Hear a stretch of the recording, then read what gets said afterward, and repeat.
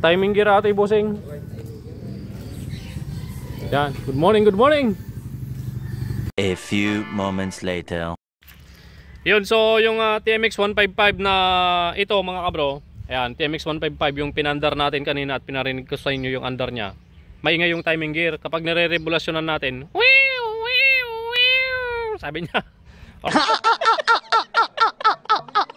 Alright, so ngayon hindi ko na pinakita sa inyo yung paggawa natin, hindi ko na pinakita sa inyo yung pagbaklas, pagkabit.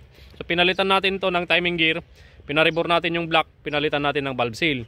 Ngayon, yung mga ibang gawa natin doon, tambak pa tayo doon sa shop. So nandito tayo sa dating pwesto natin na pag nagre-road test tayo dito sa may fish pan.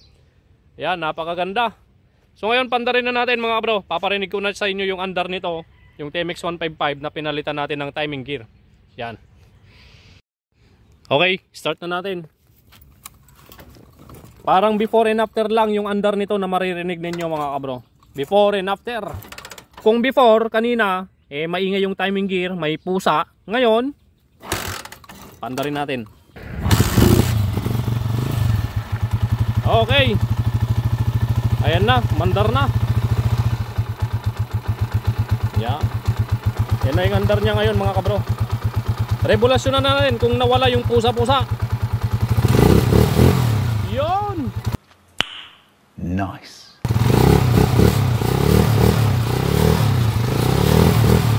Wala nang pusa.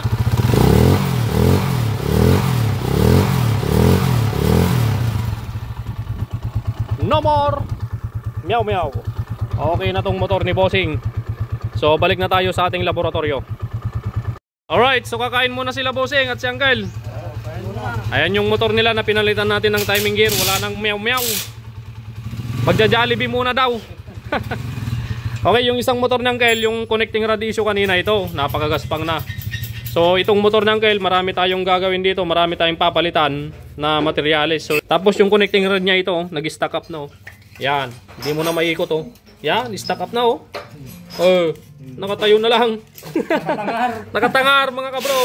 Tapos like ikot-ikot, nakatangar. Awanan. Stack up, papalitan natin lahat ng bearing sa transmission. Dalawang sigunyal bearing at connecting rod. Pati block original lang ikakabit natin dito. Okay, yan o. Gas-gas, replacement lang to pero original yung ipapalit natin dito. Requested niya Uncle.